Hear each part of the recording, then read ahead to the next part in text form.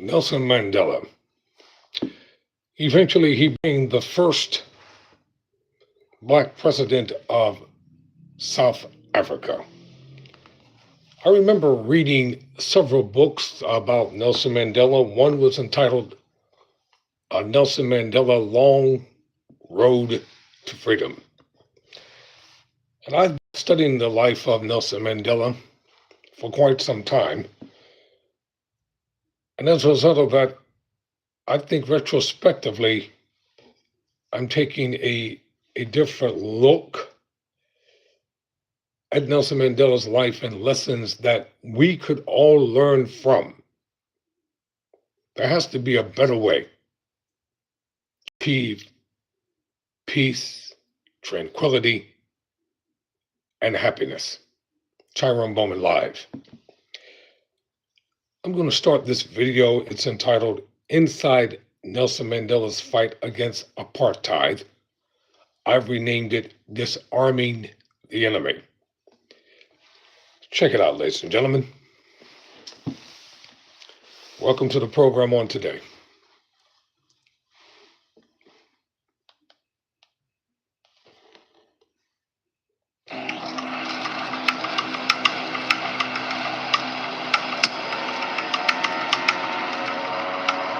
Freedom for ourselves and our family, the right to vote, and equality under the law.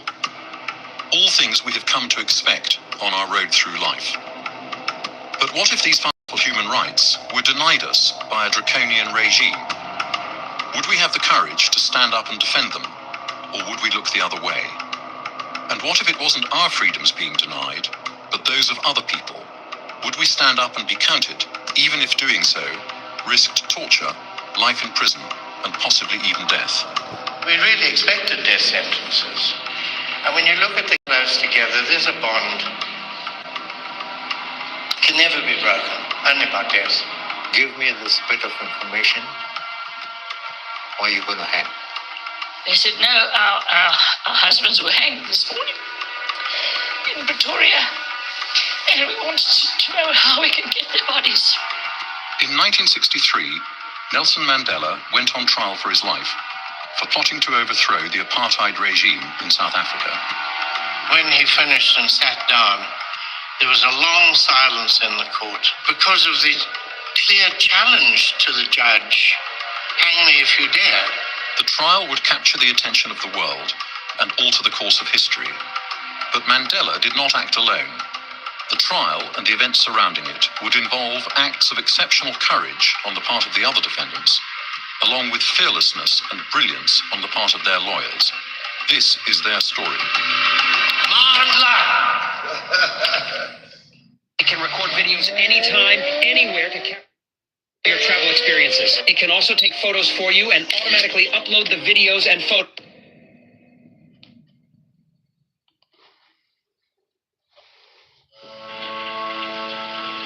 Our policy is one which is called by an Afrikaans word apartheid. And I'm afraid that has been misunderstood so often. It could just as easily, and perhaps much better, be described as a policy of good neighborliness. As a former High Court judge, I believe the Rivonia trial is the most remarkable in legal history. It was played out under the shadow of apartheid, a unique experiment in racial oppression, which denied non-white South Africans their political, economic, educational, and even sexual rights.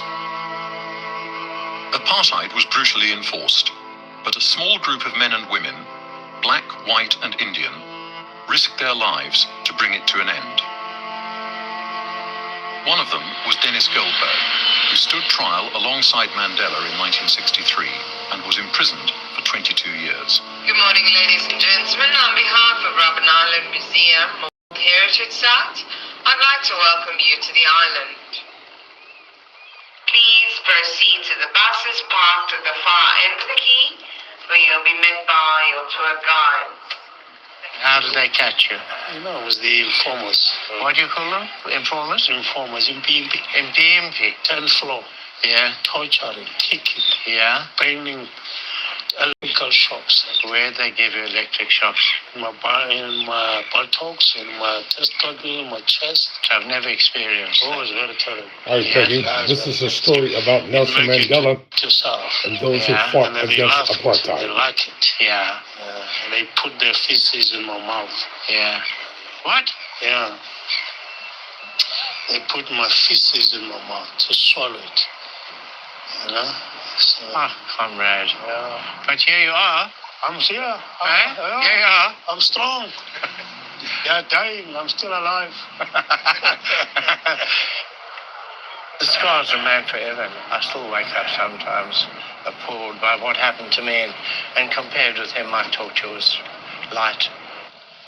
I must admit, I come here, I do it as a duty, but it's very painful. Thank you.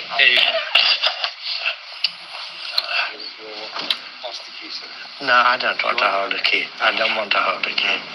Never in my life do I want to hold a prison key. I don't like locking up people.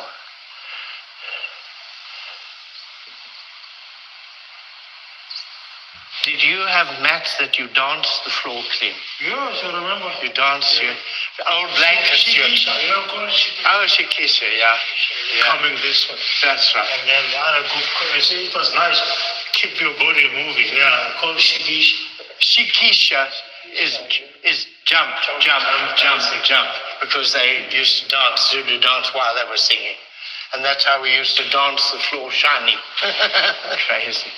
There's no softness, there's no curtains, there's no carpets. And noise in one part of the prison reverberates through. Steel doors, steel grills slammed so that you feel like you're inside a steel drum and they're beating on it. I want you to do something for me. I want you to show that you can close the door quietly. See?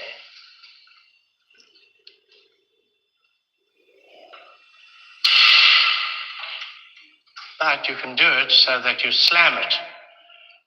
And when it's being closed by the young guard, usually young guards, with the biggest possible noise, the biggest noise, I've locked you up, sort of sound. And then they would lock that, and then they'd slam the outside door just to make sure you knew that you were locked up. And you're inside. Signs of separation are everywhere on public and private buildings. Africans must go to their own cinemas and not to Europeans.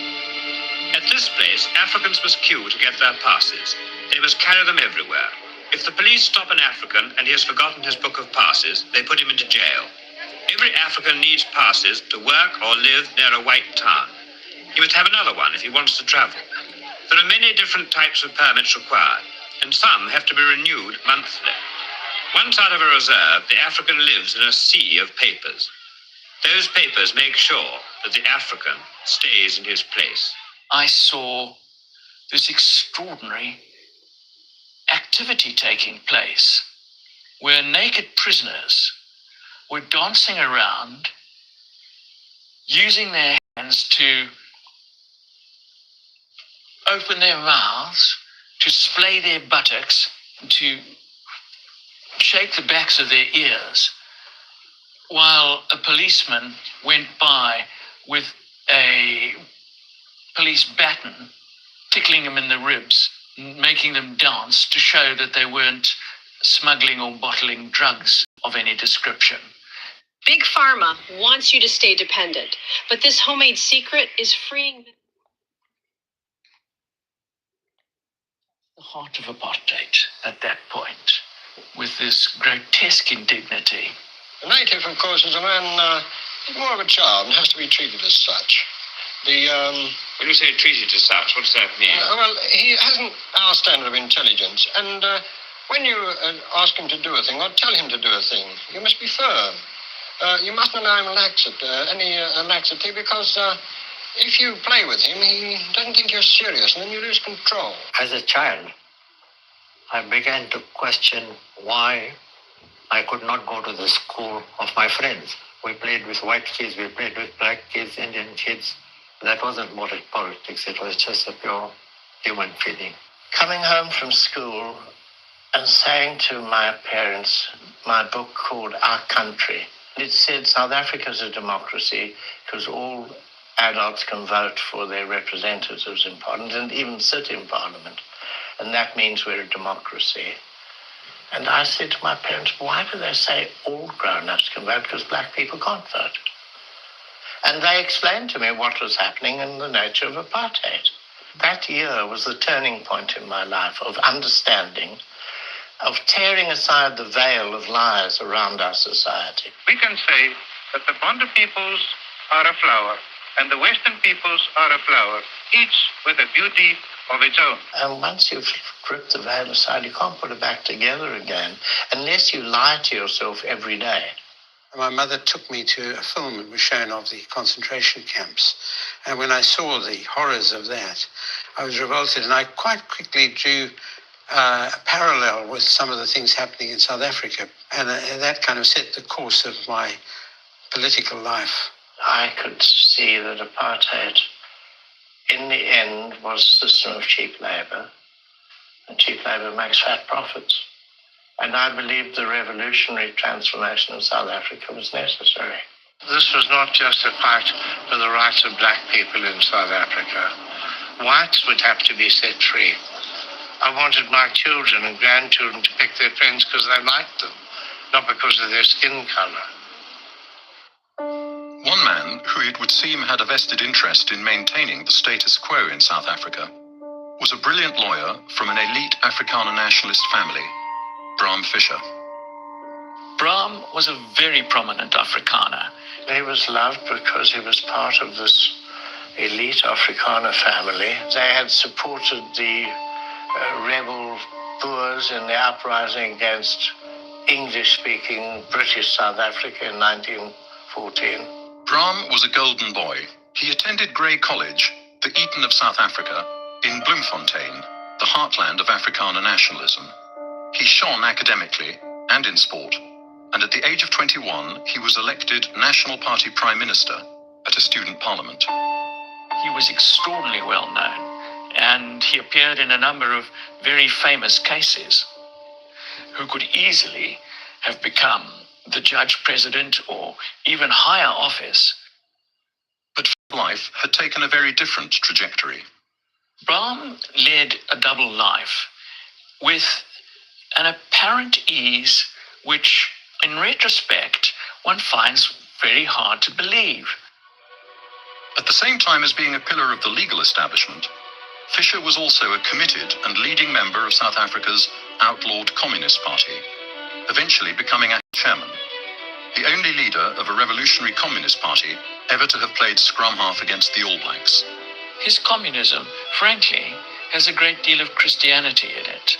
It's about self-sacrifice in the interests of the poor. I think he was motivated by love, not by power. What drew Fischer to communism was the fact that when he joined the party, it was the only one open to all races and advocating votes for all. The road to Damascus moment for Bram was being uncomfortable to shake hands with a black man, although he had grown up with black children, and, he started thinking about it. He shook this man's hand, and he was actually quite repulsed at some level. And then he went back home that night, and he couldn't sleep. He would actually, just on his own, in that kind of sleepless night, come to say, this is crazy. Fischer's convictions were shared by his wife, Molly. Highly supportive, very much a colleague. If Molly saw people fighting, if she saw a white man and a black man fighting, she would go and get involved. And obviously the black man was in the right and the white man was not. Bram and Molly's Johannesburg home was an oasis of humanity in a desert of bigotry, where they lived with their own children and their unofficially adopted black daughter, Nora. The Fischer household was a scene of enormous entertainment. I mean, it was a huge mixture of people. You were never sure who was going to pitch up. It could be very senior members of the ANC, Nelson Mandela, Walter Sisulu.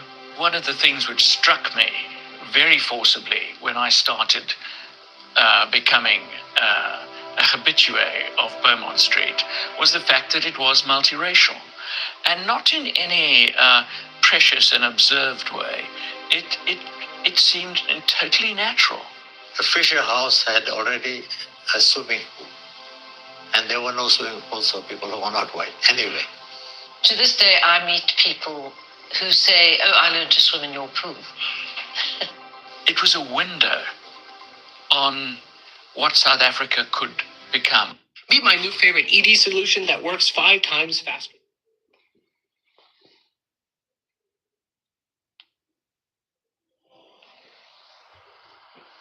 Formed in 1912, the African National Congress's stated aim was to defend the rights of all Africans.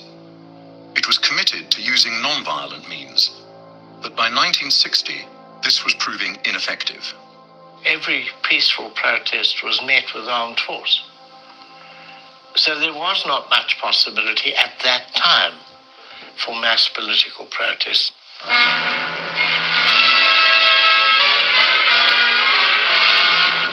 Demonstrations against the South African government's strict apartheid policies flare into shocking violence. At Sharpsville, an industrial township, thousands gather outside a police station in protest against new laws requiring every African to carry a pass at all times.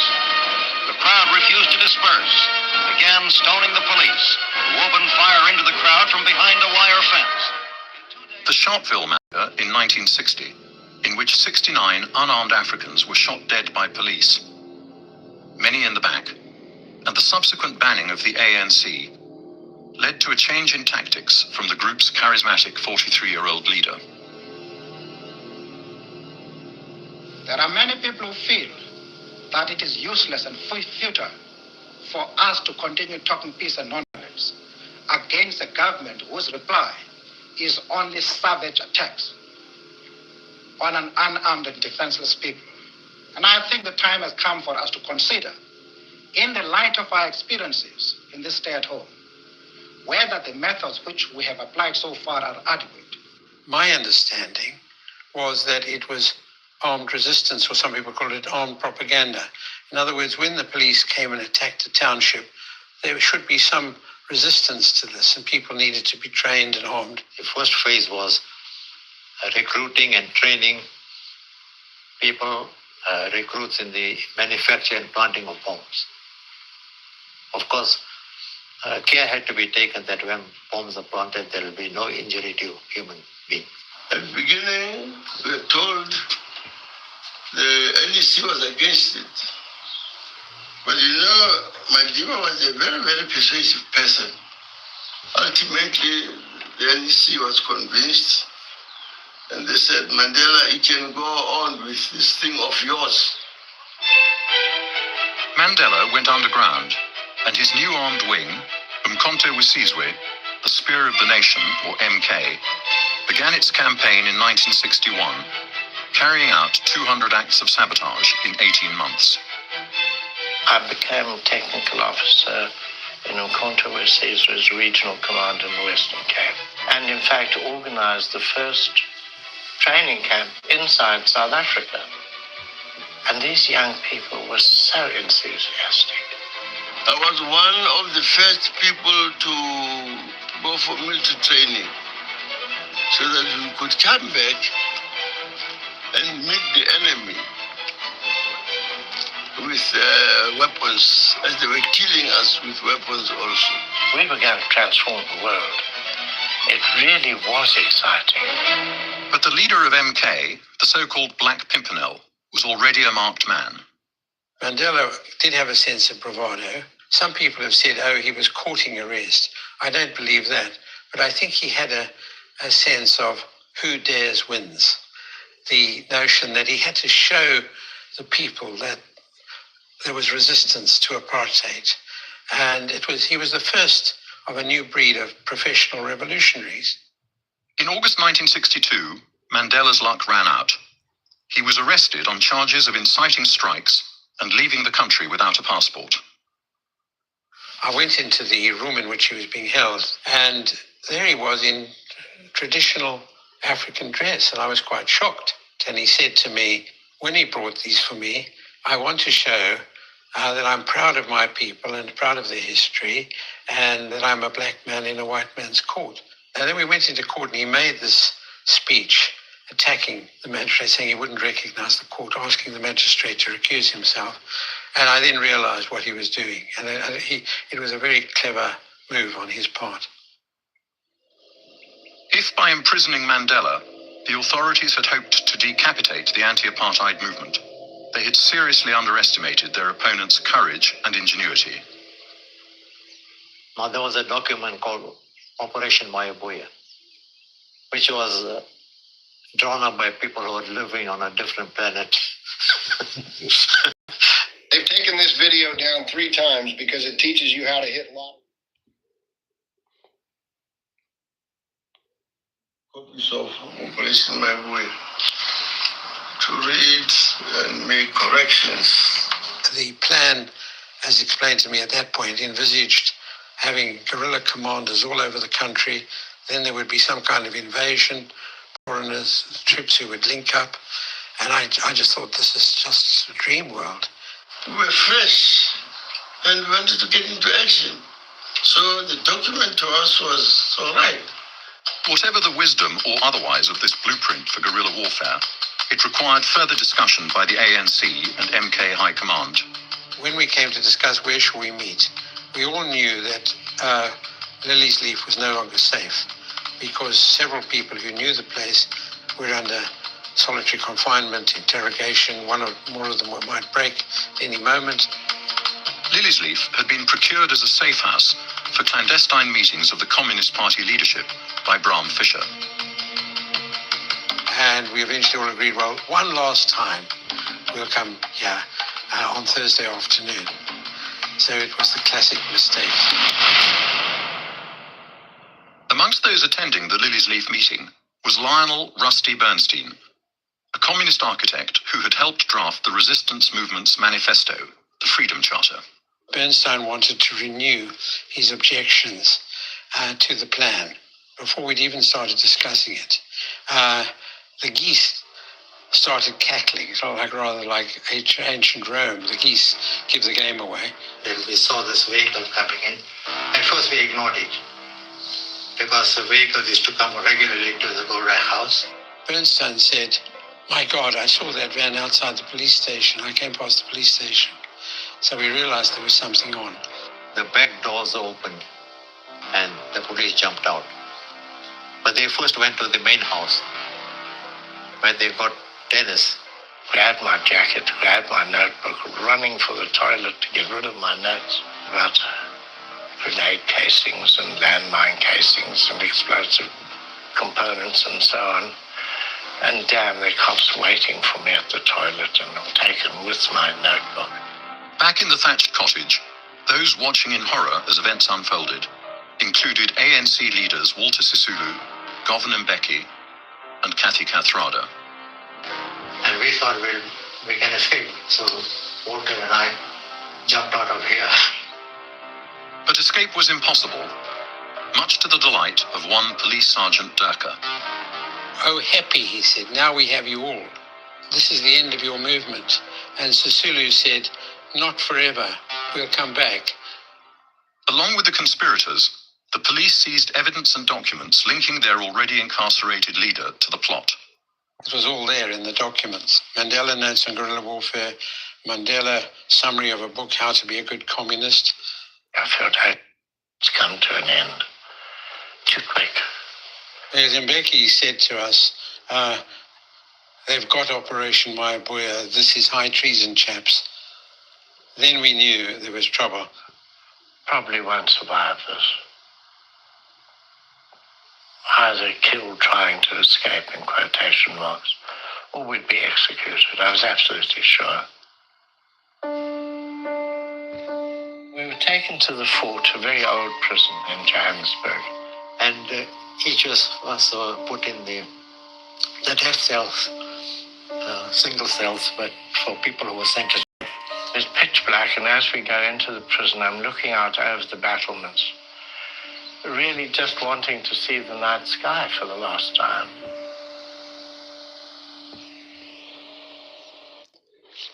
In part two, I will show you the rest of this documentary